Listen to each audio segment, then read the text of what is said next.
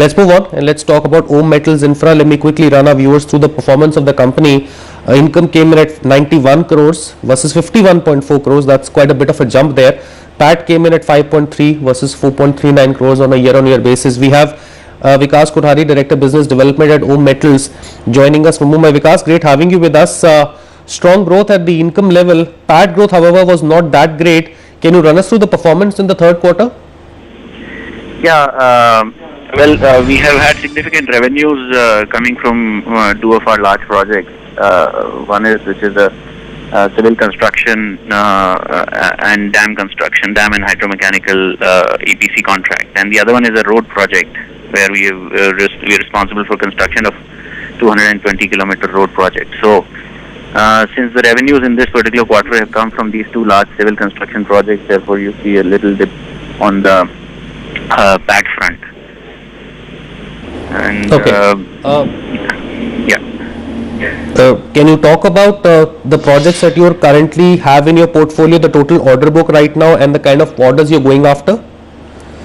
Our order book stands at close to 800 crores, which is largely comprising of civil construction and hydromechanical contracts that we have from NHPC, NTPC, and state irrigation and electricity boards. Now, this 800 crore order book is to be executed over the next 2 years. And hydromechanical being our core business, most of our projects are going to get completed in the next 6 to 12 months, which are comprising of hydromechanical contracts. And then we have civil construction for this construction of the road and the dam, which is also going to be completed over the next 2 years. We've got two new orders, one from Rwanda, which is our first foray into Africa, which is our first contract. It's a fairly small contract of 20 crores, but this opens up doors to a very large market in Africa for us. And how big is the market in Africa, the kind of which you're targeting as of now? Which segments are you going after? What kind of projects are you targeting in Africa? We are doing hydromechanical contracts. We are focusing on our core business, which is where our margins, good margins come from. So in African markets, since there's a tremendous amount of infrastructure development that is happening there, we see the opportunity in all of those countries at over 200 to 300 million dollars in terms of hydromechanical order book. We've got our first contract, and of course that's only in Rwanda. Then we are talking about Ethiopia and other countries as well, where we are focusing on our marketing efforts, which should give us at least about 50 to 100 crores in order book in the next 6 to 12 months. The JV that you signed with Mahindra Lifespace to develop Hyderabad property, by when is it expected to go on stream? We've already launched that project. The sales have already started there.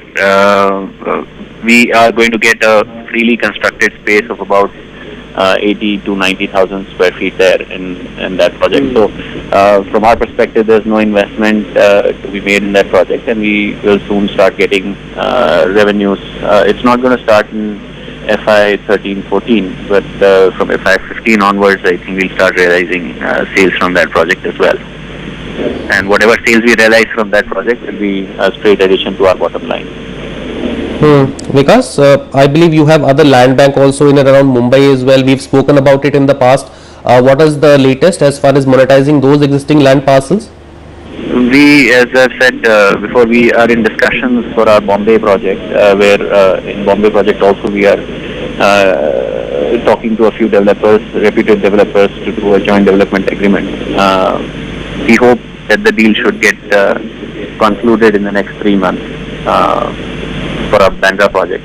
We are also under implementation of our project in Jaipur, which is a very high-end prime residential property that we have already started construction on, and we'll soon start seeing sales and revenue realization happening at that project also.